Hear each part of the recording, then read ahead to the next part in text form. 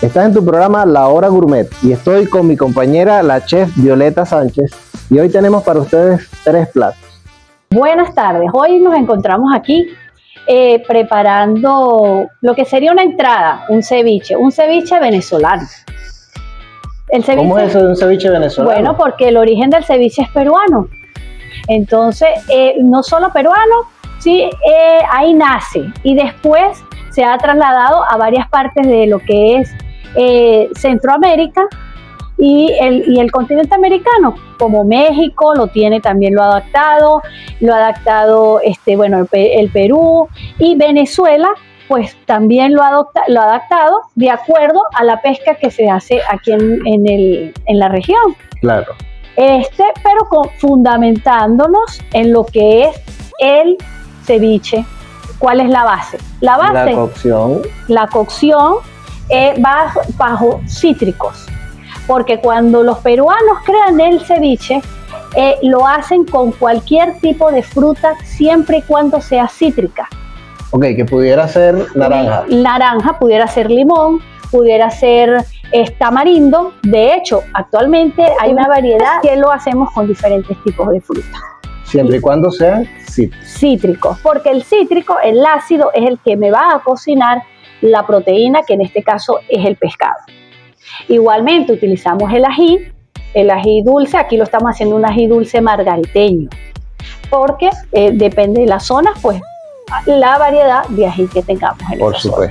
¿Y se puede usar cualquier tipo de pescado? Recomendablemente un pescado de carne blanca y un pescado de carne dura. ¿Por qué? Porque el limón, el cítrico, me va a ir cocinando esa proteína y entonces no quiero que el pescado se me desborone o se disuelva dentro de los jugos que se va a hacer. Ok, entonces nos sirve un medregal, nos sirve un dorado. Un pargo. Hay gente que lo hace con picúa. En esta zona, en Margarita, que sea tanta picúa, lo hace con picúa. Pero con ese pescado tenemos que tener mucho cuidado porque es un pescado que se descompone muy rápido. Preferiblemente dorado, medregal y pargo. Y un pescado que esté completamente fresco. ¿Has probado en algún momento o a alguien se le ha ocurrido hacer uno de catalana? No sé cómo se comportará en ese momento, habría que hacer el laboratorio. Bueno, los invito, el que tenga una catalana lo puede hacer, porque la catalana, bueno, lo utilizamos en ensaladas, pero cocidas, ya procesadas, no en crudo. Entonces habría que ver cómo se comporta esa carne, porque es una carne blanca, es durita, tiene buena consistencia, habría que ver cómo se comporta.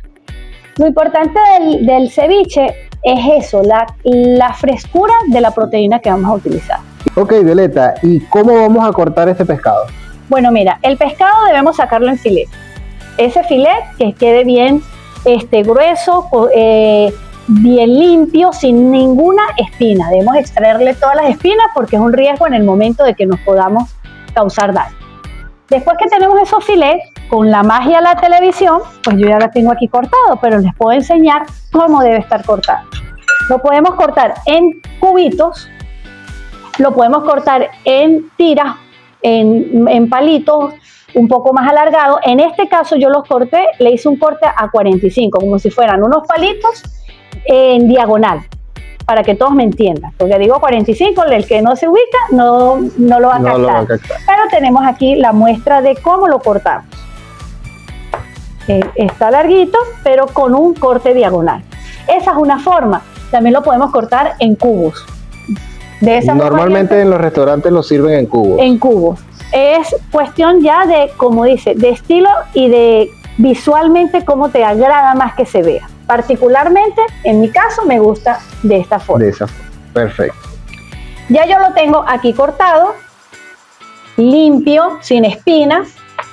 Pero hay el otro procedimiento que es la base del ceviche. ¿Cuál es? Es la leche de tigre. Okay. La leche de tigre, o de tigra, se hace en función del cítrico. En este caso vamos a utilizar el limón. Ya tengo mi jugo de limón exprimido, ya lo saqué de los limones. Es importante cuando exprimimos el limón y lo hacemos con el instrumento adecuado, de no presionar mucho, porque le va a salir el zumo del limón y eso va a amargar. vamos a tener un ceviche amargo y es desagradable al paladar. Perfecto. ¿Qué lleva esa leche de tigra? Lleva por lo menos media tacita de un fondo de pescado, del mismo pescado que utilicé para el ceviche. Fácilmente yo con el caparazón y cabeza saco un fumé o lo que llamamos un fondo claro de pescado. Esa va a ser parte de la base. Entonces lleva una proporción de ese fumé, una proporción de limón y aparte tengo estos cortes con los pedazos que me queda del ají dulce, de un tallo de celery, de una porción de cebolla. Yo la voy a colocar en ese fondo con el jugo de limón y lo vamos a dejar que repose un poquito mientras que armamos. Esa es la manera de armar. Vamos a mezclar aquí limón, le vamos a colocar el ají dulce, le vamos a colocar la cebolla. Esto es rústico porque después se lo retiramos, eso no va a quedar allí.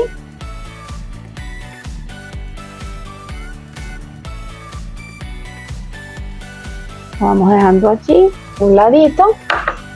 ¿Qué otro ingrediente vamos a utilizar en este momento? Vamos a utilizar sal, cilantro, que es fundamental, y cebolla. La cebolla la vamos a cortar en juliana o tiritas para el que lo quiera entender mejor, lo entienda. La cebolla puede ser blanca o morada, o podemos combinar los dos tipos de cebolla. Tienen que saber que si lo hacen con cebolla blanca va a quedar con un sabor a cebolla más fuerte. Más fuerte porque la cebolla morada es más dulce, tiene más dulzor. Entonces al ser más dulce me va a proporcionar más delicado, más sutil ese sabor. Ají dulce. En este caso estoy utilizando ají dulce margariteño. La idea de utilizar los tres tonos, uno amarillo, uno rojo, uno verde, es para darle visualmente ese colorido. La visual del plato. Del plato como tal.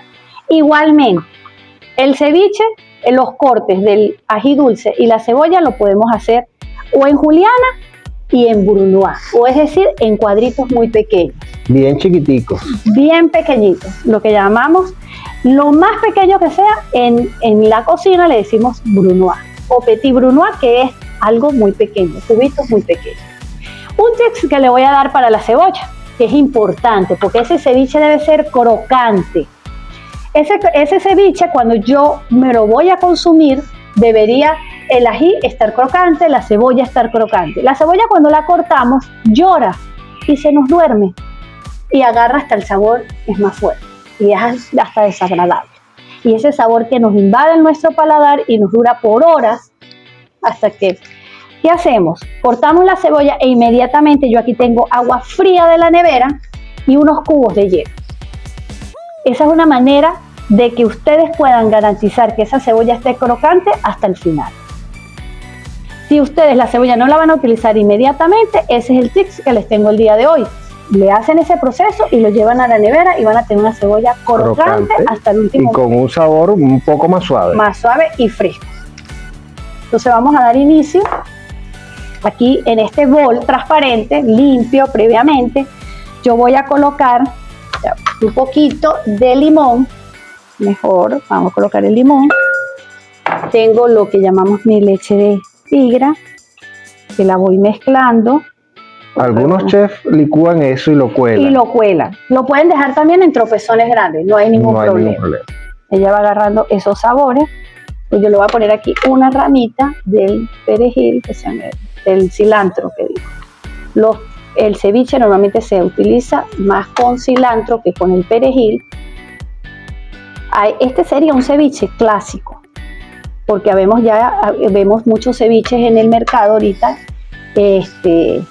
gastronómicos, que los colocan frutas como el mango, le colocan, en vez de colocar proporción de limón completamente, le colocan parchita, un concentrado de parchita.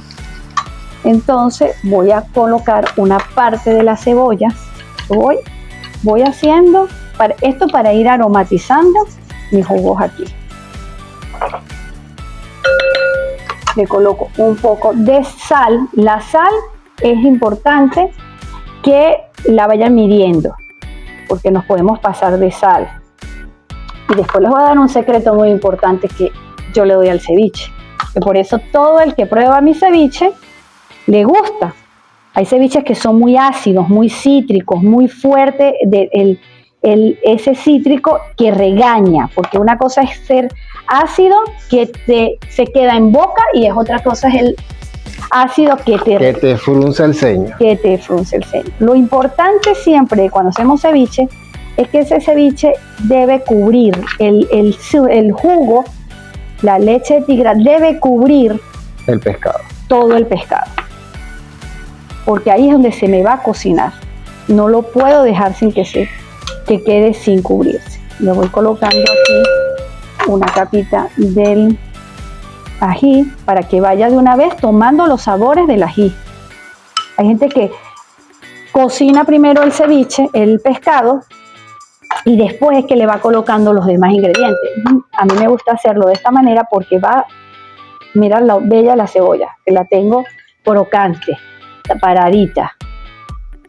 Eso me da garantía de que la cebolla está fresca. Cuando limpiemos el pescado, que retiramos todas esas piel, espinas, todo, tratemos de quitar la parte donde va la columna vertebral del pescado. La parte más negra. La parte más oscura. Porque visualmente no es bonita.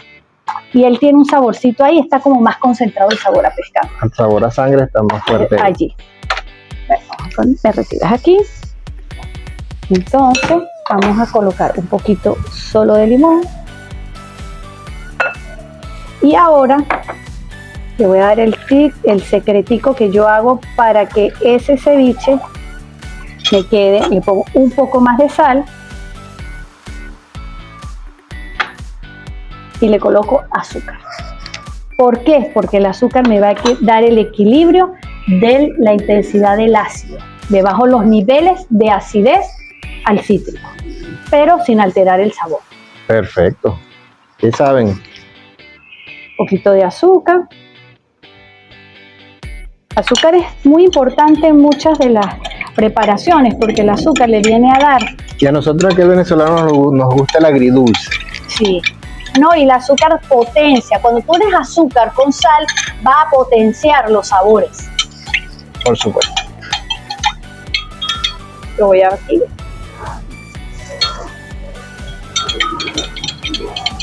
Falta un poquito más de azúcar. De todas maneras, al final verificamos nuevamente sal, azúcar. Y aquí batimos, emulsionamos. Cuando nosotros llamamos emulsionar, es que estamos mezclando. Hay gente que pregunta, pero al ceviche le podemos colocar aceite de oliva. No, el ceviche es cítrico, nada más, sin aceite. Cuando introducimos a una preparación el cítrico, que puede ser limón, vinagre y aceite, estamos hablando que es un escabeche. Ya que le cambiamos la técnica.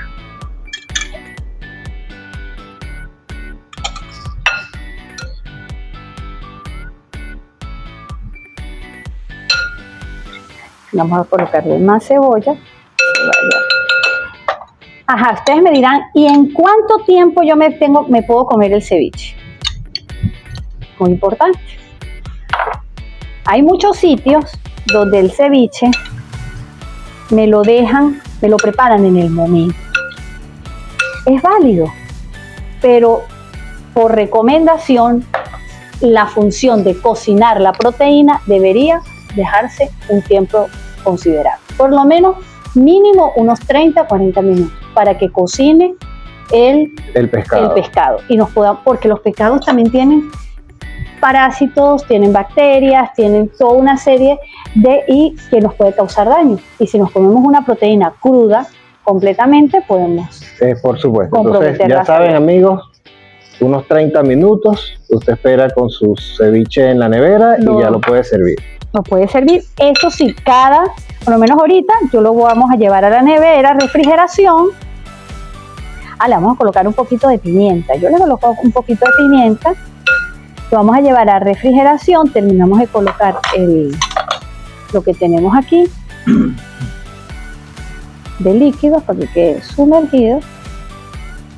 Es importante llevarlo a eso y que por lo menos cada 10 minutos podemos estarlo revolviendo para que lo que está arriba, lo que está en la parte de abajo del bol se me está cocinando primero que lo que está arriba. Que lo que está arriba, correcto. Entonces, él va a ir cambiando el color. Ah, mira, otra manera de saber si está listo ese ceviche.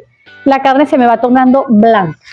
Ahorita la tenemos como color piel. Ella se va tornando blanca. Luis, ¿a ti te gusta el ceviche? Sí, claro, a todos nos gusta. Una de las cosas que yo pienso es que el ceviche no es de los peruanos. ¿Okay? Y yo pienso que el ceviche fue un fenómeno que se dio a nivel de todas las costas. Y bueno, mira, nosotros aquí tenemos, por ejemplo, el rompecolchón, es una especie de ceviche, ¿ok? Solo que es con mariscos. Bueno, tiene una técnica muy parecida, pero pienso que en todas las costas de Latinoamérica y del mundo entero se dio ese fenómeno. Ahora, que los peruanos le dieron el nombre, lo llevaron al mundo y lo han explotado comercialmente, me parece que es otra cosa. Sí, bueno, y han surgido todas esas variantes, porque donde hay costa, pues hay una manera de cómo procesar el pescado. Esto se hace desde las primeras tribus que habían en esa zona. Tal vez también una manera no había refrigeración, claro. No había neveras y había que comer, manera de producir y de comernos el pescado. A falta de fuego, pues esta es una opción de podernos comer, que no solo lo hacemos en el pescado, también hay culturas que se hacen preparaciones con carnes crudas. Hablas de otros tipos de preparaciones, tenemos el tartar, que también la carne está cruda, ¿ok? Y tú mencionaste cuando estábamos comenzando el programa otro tipo de preparación con vinagre. Que son los escabeches. Los escabeches. Que por lo menos en el caso de los frutos del mar tenemos las sardinas en escabeche, que las podemos, las preparamos crudas y las vamos cocinando dentro de ese a base de vinagre, a base de aceite de oliva.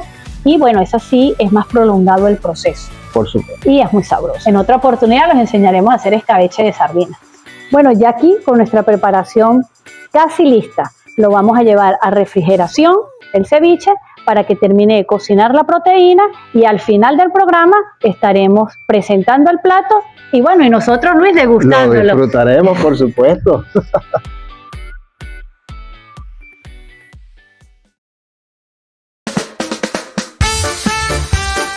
Vamos a tener un chivato. No tiene nada que ver con chivo, no lleva chivo por ningún lado. No tengo idea de por qué le pusieron ese nombre de chivato. Lo único que sí sé es que ese plato le salvó la vida a más de un margariteño.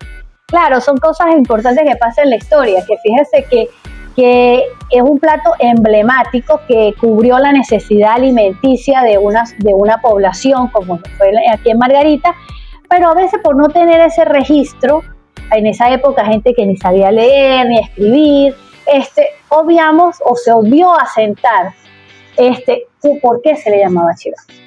Bueno, seguiremos indagando, a ver en algún momento. Claro, alguien debe de saber por qué le decían chivato. Así que si usted sabe por qué le decían chivato, escríbanos en los comentarios y cuéntenos por qué le colocaron ese nombre de chivato a este plato. Vamos a cocinar un plato que se usó en la isla de Margarita en los tiempos de hambruna.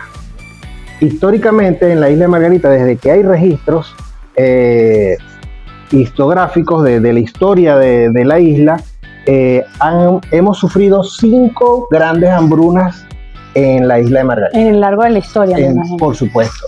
Desde 1760 hacia acá hemos sufrido 5 hambrunas. Este plato fue uno de los utilizados para surfear esas crisis alimentarias que ha sufrido el pueblo margariteño y se llama el chivato. Hoy vamos a preparar una de las versiones porque hay 3 versiones. Una es con fondo de pollo o de pescado, hay otra que le agregan leche y hay otra que la hacen solo con agua. Pero hoy lo vamos a hacer con fondo de pescado. ¿Qué necesitamos? Necesitamos cebolla, ají dulce margariteño, auyama, arroz, un poquito de perejil, sal, onoto y aceite y por supuesto tenemos que tener el pollo. Claro, me imagino que todo esto era el resultado de que por ser islas atacadas desde la época de 1700, bueno, por los piratas, por los terremotos cercanos, porque todo eso pues eran momentos de hambruna. Y después, bueno, a lo largo de la historia me imagino que vino las situaciones también políticas y todo eso suma, pues dan propicia las partes de hambruna y donde la población tiene que ingeniárselas. Claro, y que todas estas cosas que hemos mencionado se encontraban en el patio de las casas. Las personas tenían su poquito de cebolla sembrada o su cebollín, el ají que no puede faltar en la cocina margariteña, pues la gente la cría en el patio de la casa. También tenemos la auyama, que mira, esto es tradicional, en cualquier patio de Margarita te vas a encontrar una auyama. Sí, ¿Okay? somos productores de auyama significativamente. El suelo se da muy buena auyama, hay hasta variedad de auyamas dentro de la isla. Exactamente. Entonces, bueno, las cosas que tenían a la mano las personas en el patio de su casa, pues con eso entonces ellos preparaban. ¿Y qué tienes aquí, Luis? Mira, aquí estamos preparando un aceite onotado, que es también muy típico de la isla, que agregamos onoto. En este caso usé onoto en polvo, pero puedes tenerlo onoto en grano, solo que deberías luego colar, ¿no? Sí. En el caso de nosotros ahorita, como estamos usando onoto en polvo, pues no es necesario que lo colemos y pues ya simplemente lo agregamos al aceite, calentamos suficientemente bien el aceite, agregamos la cebolla, vamos a hacer un sofrito margariteño. El sofrito margariteño lleva cebolla y ají margariteño. Ají dulce. Ají dulce. Y si yo quisiera colocarle ajo, también pudieras hacerlo, simplemente que el ajo no es un producto típico de la isla de Margarita, pero obviamente que le va muy bien al plato. Claro, por lo menos en la actualidad lo conseguimos. Exacto. Y pudiera reforzar o enriquecer un poco más el sabor del chivato. Sí. Entonces, bueno, ya vamos a dejar sofreír un poco la cebolla. Mira, y esa cebolla la dejamos que caramelizar un poco para poderle colocar el ají dulce. No, normal como hacemos el sofrito criollo, ¿ok? Que siempre se agrega primero lo blanco, que sería la cebolla, luego entonces vamos con el ají dulce, apenas dejamos que marchite un poco la cebolla, ¿ok? Y luego entonces vamos a agregar los rojos. Ah, los rojos. Vamos a sofreír el ají. ¿Okay? Entonces seguimos revolviendo acá. Y vamos así tal cual como se hace nuestras abuelitas el sofrito, que lo van haciendo por etapas. Sí, para que no alteremos, primero explotemos cada uno de los sabores por separado y después la integración de esos sabores en el momento del sofrito. Es correcto. Entonces fíjate, tenemos ya la cebolla y el ají dulce. En el caso de que continuáramos agregando más vegetales, sería entonces el momento de agregar las hojas verdes, de todo lo que sería verde, pero en este caso no tenemos porque solamente estamos utilizando cebolla y ají dulce. Okay, entonces bueno, ya allí, pero si estuviéramos haciendo un sofrito criollo, que pues, lleva el cebollín, llevaría el ajo porro. Sí, ya comienzas a introducirle otros ingredientes, que es el que caracteriza el sofrito venezolano. Claro, pero mira, ve, ya pega. ¿Okay? Sí, ya comienza a desprender los olores. Entonces, ¿qué más agregamos? Agregamos entonces la auyama. Y esa auyama la cortamos, mira, que la hacemos rallada o la colocamos en este momento. En este caso, ¿tú la estás haciendo de qué manera? Ok, en este caso estamos usando la auyama en cuadritos, ok. De repente, para aligerar el proceso y que sea mucho más rápido, pudiéramos hacerla rallada, ok. Por el lado grueso más bien del radio. Por el lado grueso del radio, ok. Fíjate algo interesante, que en Venezuela no es el único sitio donde se come auyama guisada. Sí es. Tenemos el caso de Perú, que ellos consumen la auyama guisada como una guarnición de cualquier plato. Y también tenemos el caso de los italianos, que comen la auyama guisada, pero ya colocándola dentro de los raviolis. Sí, ya dentro de su gastronomía como tal. Bueno, la utilizan como puré, la utilizan igual, ellos se comen todo, porque ellos se comen hasta la flor de la auyama. Es muy sabrosa. Pero sabes que eso tiene una historia del porqué. Ah, no sé, ¿no me la cuentas? Sí, vale, cómo no. Resulta que ellos, con la Segunda Guerra Mundial y la Primera Guerra Mundial en Europa, sufrieron mucha hambruna. Claro, y no había que desperdiciar nada. No se podía perder nada y la flor era comestible, es comestible. Entonces ellos empezaron a consumirla rebozada, guisada dentro de los raviolis, agregándosela a la pasta. A la pasta, en la pizza. Ellos agarran la pizza y colocan bastante. Después que ya está lista la pizza, uno de los ingredientes adicionales que le colocan es eso, justamente la... Claro, ellos se dieron cuenta que la flor de la auyama hay una hembra y un macho. La hembra es donde crece la auyama y la flor macho, pues ella tiene su función de polinizar, pero ella se cae y se desprende. Entonces, ¿qué hacían ellos? Pues polinizo manualmente, quito esa flor macho y me la como, mientras la auyama crece y entonces con la otra parte de la flor. Y de hecho, tú ves que hay unas que son más cerradas, son como acampanadas. Es correcto. Es como una campanita y ahí es la auyama la que normalmente le colocamos. Exacto. Entonces, cuando ya tenemos esto así, y ya tenemos sofrito la auyama y la cebolla y los ingredientes, ¿qué vamos a hacer? Vamos a agregar fondo. Vamos a agregar suficientemente fondo acá y vamos a tapar esto hasta que la auyama ablande. Ok, entonces vamos a dejarlo acá, vamos a subirle el fuego. Por aquí tenemos la tapita. Okay, y lo dejamos así hasta que la auyama ablande. Cuando la auyama ablande, pues entonces proseguimos con la cocción del arroz. Del arroz. ¿Y qué tipo de arroz sería como recomendado? Bueno, mira, en esa época no había parborizado ni había dorado, sí, era solo arroz blanco el que llegara. Cuentan las ancianas que viven en la isla, que me contaron el plato, me dieron la receta, que a ellos les llegaba arroz por saco que traían de Guyana. ¿Okay? Entonces, bueno, se dio ese proceso. Aquí había mucho contrabando. Y claro, traían las cosas por en ser los isla, botes. por ser puerto, por ser todo, se prestaba para eso. Se prestaba. Entonces ellos traían el arroz por grandes sacos y eso les permitía tener mucho tiempo en existencia y que no viniera ese proceso. Se complicaba todo, era cuando no llegaba y era cuando se daban esos procesos de hambruna. Ya tenemos nuestra auyama cocida, está suave, no se ha terminado de desintegrar, pero entonces vamos a agregar nuestro arroz acá.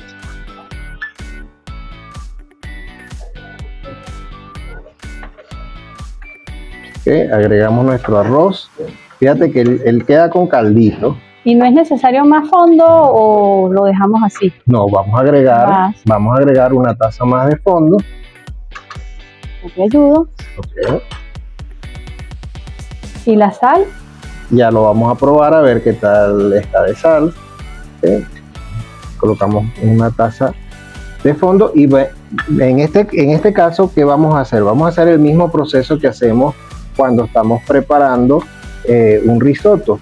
Okay. Le vamos agregando agua en caso de ser necesario. Okay. Él debe quedar cremoso. Es una preparación cremosa y vamos a finalizar agregando una proteína, que en este caso vamos a utilizar huevos. Okay. Entonces debe quedar un caldito allí suficiente. Es decir, es caldoso. Es un caldo. Es caldoso. Y la sal la podemos ir agregando. Sí, vamos a probar. En este caso, vamos a probar a ver qué tan. A mí particularmente me gusta ir introduciendo la sal para que vaya sintiéndose los sabores. Hay gente que le gusta la sal al final. Yo no soy de como parte de que me he dedicado a la cocina, no me gusta al final completamente, sino irle introduciendo. Bueno, a mí me gusta ir colocando la sal paulatinamente en lo que vamos cocinando, ¿sí? Pero como estamos usando un fondo que ya tenía algo de sal, claro. Entonces hay que tener cuidado con la sal. De todas maneras, lo bueno de preparar arroz y auyama es que es muy difícil que nos quede salado. Pues la auyama tiene dulzor. Y no solamente eso, sino que el arroz absorbe mucha sal. Para que un arroz quede salado es porque realmente, bueno. Ahora vamos a dejar esto acá. Tapadito, me imagino. Tapadito, por supuesto, necesitamos que siga quedando el fondo, el caldo allí, y mientras se cocina el arroz. Sí, porque uno de los tips importantes que uno debería, vamos a decirlo en la cocina, es que cuando cocinamos tenemos la mala costumbre de dejar destapadas las cocciones. ¿Y qué pasa? Que si yo necesito una cocción que amerita, que merme, si es proteína, que esa proteína me ablande, si son los granos, que los granos me ablanden, que los sabores se concentren, yo debo tapar. ¿Por qué? Porque debo evitar que se me evaporen. Evaporación. Claro, se me evaporen los líquidos y quede sin líquidos. Entonces, cuando yo quiero que esos sabores se potencien, las proteínas se ablanden, si llevan proteína y todo eso, debo tapar. Ya cuando al final está listo, es que retiro mi tapa y dejo que termine de secar o hasta el punto en que se quiera que quede. Entonces, bueno, vamos a esperar unos 5 o 10 minutos y ya regresamos. Ya han transcurrido 10 minutos, nuestro arroz ya está cocido y en este momento vamos a proceder a agregar los huevos. Vamos a partir los huevos. Agregamos un huevo.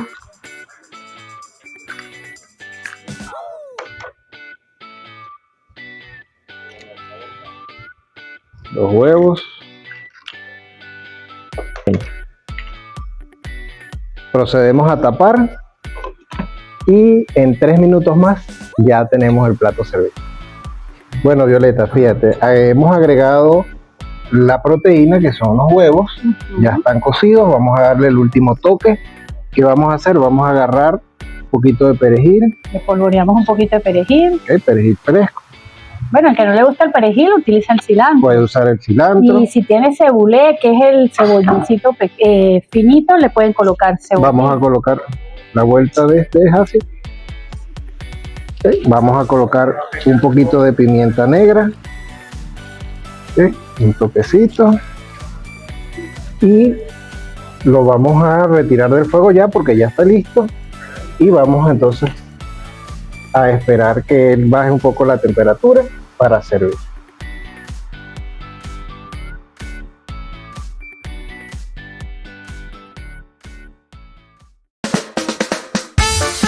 Bueno, como postre vamos a preparar algo muy típico también del país. Como estamos en la isla y aquí es puro navegado, casi que estamos quedando más navegados que margariteños, ñeros de pura cepa. Pues mira, esos navegados hemos traído a esta isla muchas preparaciones. En el caso de hoy vamos a tener lo que llamamos unos envueltos de plátano maduro con queso blanco llanero y aromatizado con canela y azúcar. Se hace un puré de plátano y van rellenos de ese queso llanero con la canela, el azúcar y después va acompañados de un sirope de papelón. ¿Quién no se hace en la zona de los Andes? En el caso de Mérida, la parte de Mérida combinado con la parte del sur del agua. Los platos se hacen en esas zonas. También los zulianos lo hacen algo muy similar. A veces le dan nombre de buñuelo de plátano, le dicen el envuelto de plátano como lo llamamos en Mérida, otros le dicen los yoyos. Entonces trabaja porque esa zona es muy rica en plátano. Se dan mucho, los mejores plátanos y lo que llega a la isla viene de esa zona. Ahora, fíjate, tú mencionas el plátano y el consumo de plátano, pero la isla tiene un consumo elevado de plátano, porque aquí tenemos el pastel de chucho lleva plátano, las empanadas con plátano no pueden faltar. Bueno, porque acuérdense que el plátano tampoco es 100% de nosotros, viene de lo que llegó. Estas son tierras tan ricas que se da muy buen plátano. Y bueno, ese es el fenómeno que ocurre en las islas y esos navegados que llegaron. Alguien trajo el plátano y los margariteños se enamoran, el margaritano y el oriental. Porque el oriental consume mucho plátano maduro. Por supuesto. En tajadas, más que todo, a diferencia del occidente del país y los Andes. Vamos a hacer una encuesta. ¿En qué región de Venezuela se consume más plátano? Todos escriban allí y vamos a ver quién gana. ¿Dónde se consume más plátano en Venezuela? Bueno, Luis, llegamos a la hora de la elaboración del postre. Vamos a hacer el envuelto de plátano, lo que explicamos hace rato. ¿Cuáles son los ingredientes de ese envuelto de plátano? Pues en sí, son muy pocos. Tenemos el plátano, que debemos seleccionar un plátano que esté no muy maduro, pero tampoco tan pintón, es decir, un término medio. ¿Por qué? Porque si está muy maduro nos va a soltar mucho azúcar, no lo vamos a poder manipular. porque con ese plátano... Como una bola de plátano, pero con plátano maduro. Entonces vamos a hacer esos plátanos, los vamos a llevar a cocción, vamos a sancocharlos. Lo podemos partir en dos, le dejamos la concha para que no absorba tanta agua en el momento de la cocción. Los dejamos cocinar, cuando ya están listos, los sacamos del agua, lo colocamos en un colador o un tamiz para que escurra y lo dejamos que se enfríe. Lo podemos llevar en el mismo tamiz a la nevera y lo dejamos que se enfríe. Al estar bien frío de nevera, retiramos nuestra concha y hacemos un puré rústico o con la misma mano podemos majar el plátano. Y vamos a obtener esta masa que tenemos aquí. No le agregas ni mantequilla ni nada. Hay gente que le coloca mantequilla o me dicen, ¿por qué no le colocamos un huevo? ¿Por qué no le colocamos mantequilla? La vamos a alterar la masa. Entonces nos va a quedar una masa muy suave, hasta muy aguada, con poca consistencia y no me va a permitir manipular hacer nuestra pelotica para poder armar nuestro envuelto. Entonces, y si el plátano está maduro, no necesitamos colocar más. Entonces aquí tenemos nuestro puré, tenemos el queso, lo rallamos, aquí tenemos nuestro queso rallado por el lado finito, por el lado fino, un queso que no esté muy salado, que se derrita y le vamos a colocar canela en polvo, ahí sí, al gusto, como dice, ya va. Al gusto, puede ser una cucharadita, 2 cucharaditas, depende. Ojo, las personas que no puedan, que no toleren la canela por cuestiones de salud, por cuestiones de sabor, pues no le colocan la canela. Mira, hay una pregunta, yo no le pudiera colocar clavos. Bueno, pudieras hacer un mix entre clavo especie en polvo, la canela en polvo y guayabilla dulce en polvo. Y le queda genial. Genial. Bueno, le doy ahí, sería un envuelto navideño con aromas de Navidad. Claro, pero que debe quedar demasiado bueno, porque bueno, realmente esas son las 3 especias más utilizadas en la cocina tradicional venezolana. Y en la pastelería pues también la utilizamos mucho. Aquí tenemos azúcar. De azúcar vamos a colocar más o menos unas 2-3 cucharadas grandes de azúcar. Depende del dulce que le queramos dar. Si somos glotones de dulce o el que no consuma azúcar también, pues no la coloca. Ya, el plátano maduro está bastante dulce. Sí, aquí tenemos.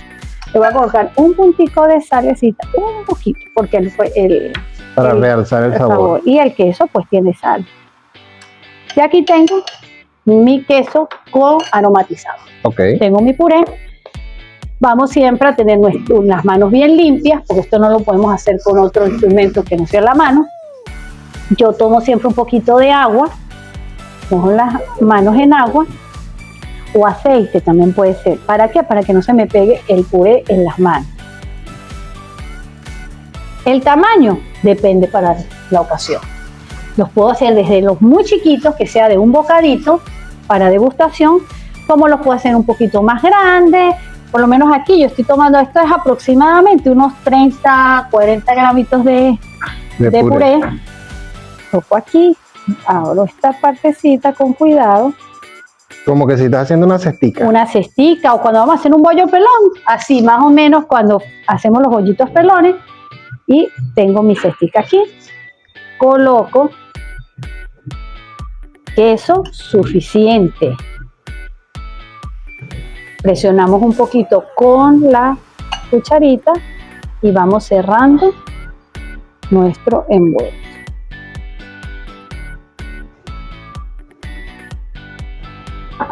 Si vemos que nos hace falta un poquito más de la mezcla, aquí que quedó como deficiente, voy sellando y voy haciendo mi esfera. Me abrió aquí. Presionamos, muchas veces presionamos con la mano para que el puré se compacte. Podemos dejarlo completamente en esfera como lo tenemos aquí, o el tradicional que lo hacemos como si fuera más alargadito, ovalado. Le vamos dando así con la mano. Como un bollito. Como un bollito. Y aquí tenemos nuestro primer envuelto. Perfecto, vean qué Perfecto. belleza. Y les voy a dar un secreto. Esto lo podemos comer calientico o también lo podemos comer frío, porque yo los puedo elaborar todos, tenerlos en la nevera y en el momento de que los quiera comer, los como frío de nevera con mi sirope. O le doy un toque de calor en el microondas y los tengo, Sí, los prefiero calientes. Es más, los puedo hasta tener ya listos en mi nevera o así cruditos y los voy sacando a medida que los quiera hacer. Me imagino que luego le vamos a dar una cocción para darle un toque de crocante. Después que esto está listo, que lo tenemos así, lo vamos a freírlos. Okay.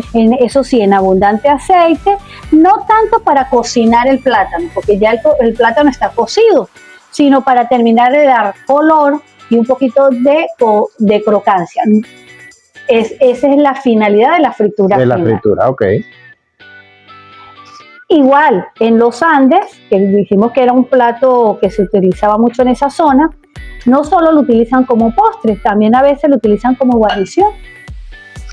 Interesante, con una buena carne asada. Bueno, un asado negro, ¿quién no me dice que me lo pueda comer en vez de tajadas? Que a veces mucha gente le gusta acompañar el asado negro con tajadas o plátano asado, maduro asado, pues hacen los buñuelos. O envueltos. Mira, es un plato bien interesante, es un sencillo, versátil, que lo podemos utilizar como guarnición, como postre. También les voy a dar una opción, si no les gusta el papelón, porque hay gente que el papelón no le gusta, tú puedes hacer una almíbar como para un dulce de lechosa o para un dulce de higo o de cualquier dulce, y después que están fríos y broma, los metemos ahí sumergidos, tenemos como un dulce. Mira, súper interesante y estoy seguro de que a más de uno les va a gustar este postre, así que te invito a que lo prepares en tu casa. Y a ese almíbar de miel que vamos a hacer, le podemos colocar clavo especio, una ramita de canela y aromatizamos. Unas hojitas de naranja o de limón. Exacto. Aquí tenemos otro. Mira, yo quiero que te queden chiquiticos porque son más delicados y lo voy a colocar en una mesa que la gente nada más llegue y tome con un palillito. Los hago pequeñitos, como este. Claro, es más delicado. Vamos a mojarnos un poquito la mano. Claro, entre más pequeño es más. Claro, las cosas más complejo de elaboración. De elaboración, es más delicadito, nos lleva más tiempo. Ahí ya sería menos queso, pero es válido.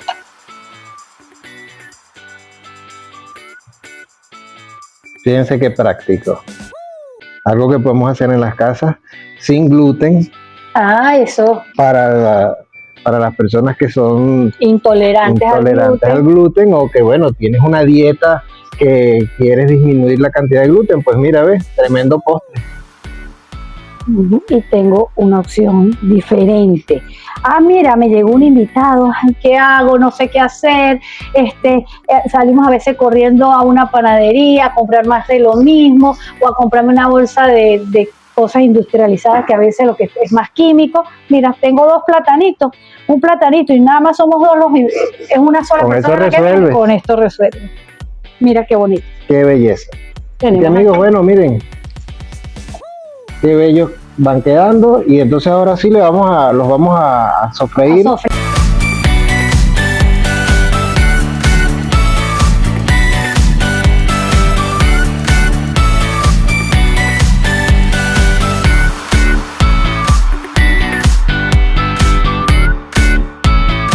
Estamos llegando ya al final del programa. Vean lo delicioso que tenemos preparado en la tarde de hoy. Bueno, aquí estamos. 3 tiempos para degustar. Para un día especial o un día que queramos salir de la rutina. Entonces, un buen ceviche al estilo margariteño, un plato principal como el chivato y el postre, simplemente un delicioso buñuelo de plátano relleno de queso. Los invitamos para el próximo programa que nos sigan en nuestras redes sociales, arroba Violeta Sánchez Delicatessen y los tres amigos BZLA y por supuesto la cuenta principal, @Luis Rivas.